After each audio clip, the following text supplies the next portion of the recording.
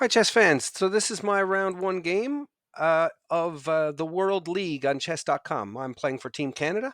I was on board 50 out of 180 boards. And from round to round, it just depends on how many people from your country have signed up. Playing against the Czech Republic, and I'm rated in the high 1600s in this time control, and my opponent is the high 1500s. So we was hoping for a win with black and a win with white. But anyway, let's look at this game where I had the black pieces. This was round one for the 2024 league against Czech Republic. I think later today the game against Scotland is going to start, and that would make it round five. So there's a game a month. So the World League Chess.com, you should check it out. It's a good bit of fun. So starts off with Queen Pawn, and I replied with Queen Pawn. And so Queen's Gambit, and Queen's Gambit for me, Queen's Gambit, I'm declining that. So Queen's Gambit declined. And I always, after they played the light squared bishop out to e2, then that's a time for me to take, because now they have to move the bishop again. So I've made them move the piece a second time.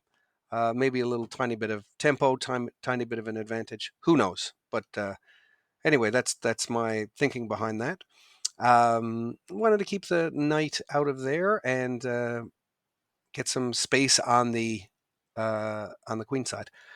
So it's pretty standard stuff here. Standard development. Our queens are facing each other. No one wants to make a queen trade right now. Um, you can see now the way this is set up. There hasn't been a piece traded yet.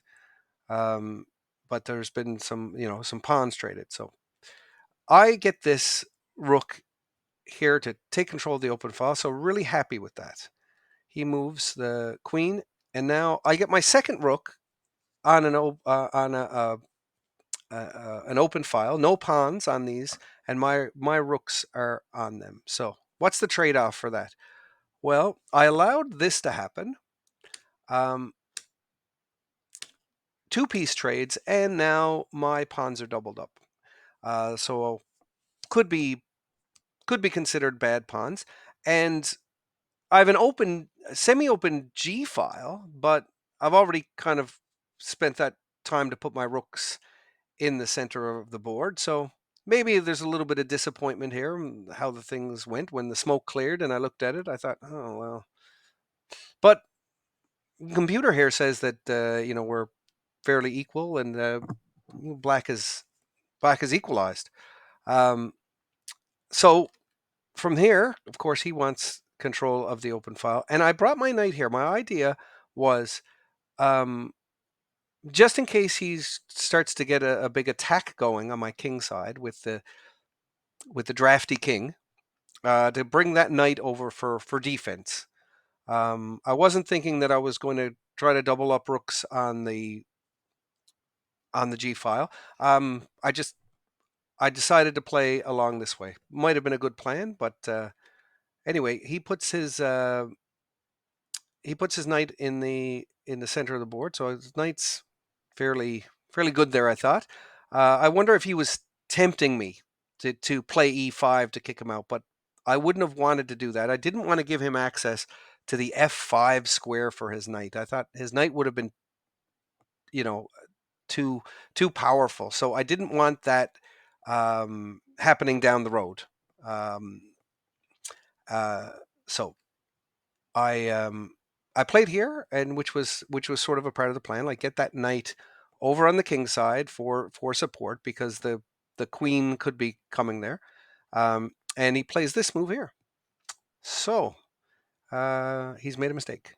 And being the long time control, like, I never play my moves right away in this. I take my time, and I don't think I got this right away, but I think I looked at a few possibilities, and then came back to it a few hours later, and I was able to find a great move here. It's a tactic, it's a removing the defender tactic, where I played rook takes knight. Now, that knight was actually defending his bishop on c2. 2. So when he takes back, then I can pick up the bishop. That was my idea behind this. Now, often when you're faced with losing a piece, sometimes you want to try to complicate things.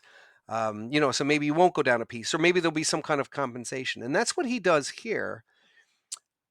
It's a good idea, but it didn't work in this situation. He tried to do a counter tactic. He tried to do something like, well, if I'm going to lose the bishop, why don't I trade it as an in between move, right? Um, and that idea does make sense, but here it doesn't work because, well, there's a couple of reasons. Here's a couple of reasons why it doesn't work, or why. Uh, Let me put it this way: these are a couple of things that you should look for in these type of situations. First of all, I can take his rook on d1 with check, so that's the first reason. Now, if I didn't take with check, he could come down and check me on h7 with his queen, and then he'd have uh, checkmate on f7 with his queen. So I have to do something about this. The only thing I could do would be to take his rook with check, and that he's in worse trouble now. He's not just down an exchange. Um, he's down much more than that. It's a whole piece. And the other thing about this is now there's tempo on the queen, right? So his queen has to move. So before you do the counter tactic, and you know what, I've made this kind of mistake before where I'm in trouble, somebody has just laid a tactic on me, I'm going down material, and then I find this way out. Well, double check the way out, because it could be worse, and that's what happens in this situation. He made things worse. He's down a full piece now. Right here, he's threatening f6, so I need to defend it. There's a few ways I can defend it. One way that I can defend it is with threatening checkmate. You know, and I mean, I think it's going to be good.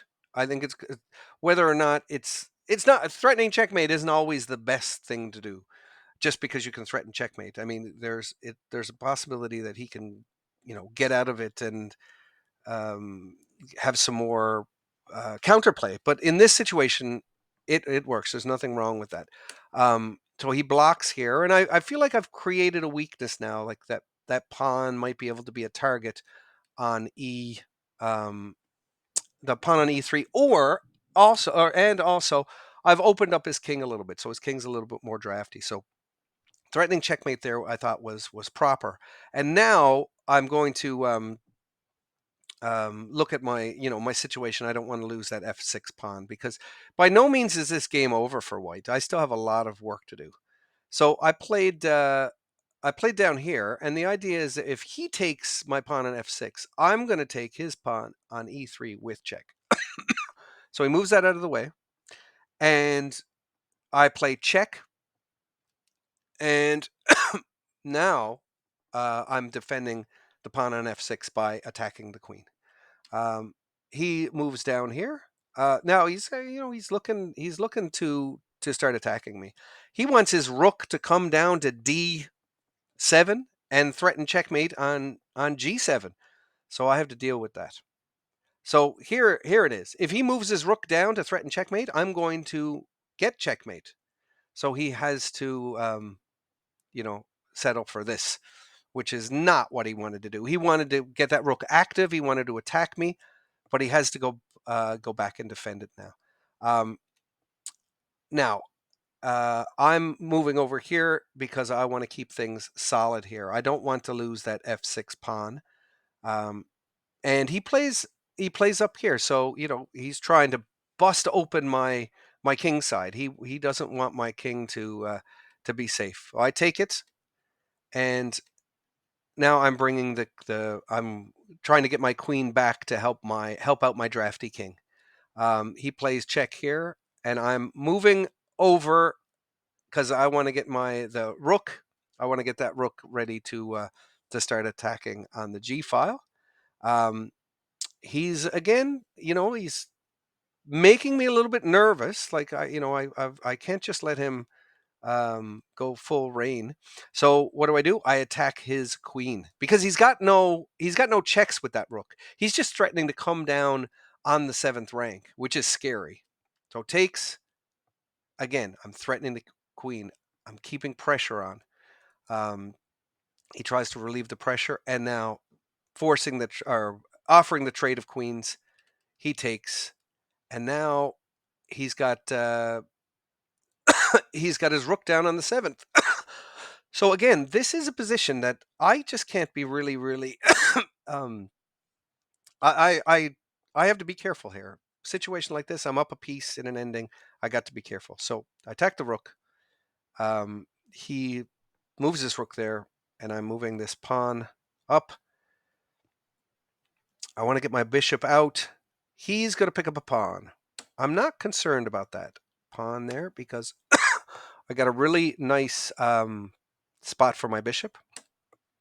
And what I really need to do is get my king active. So I'm not caring as much about the pawns that he's going to pick up. So he picks up this pawn. Oh, actually, he only picked up the one pawn before I was able to force the trade of or get him to trade his rooks. And now it is I'm considering this very, very, very simple.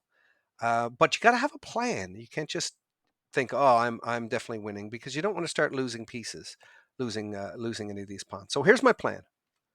I play the bishop here. Now everything on that side of the board is connected, or is protected. Sorry, and there goes the king, and there is nothing he can do.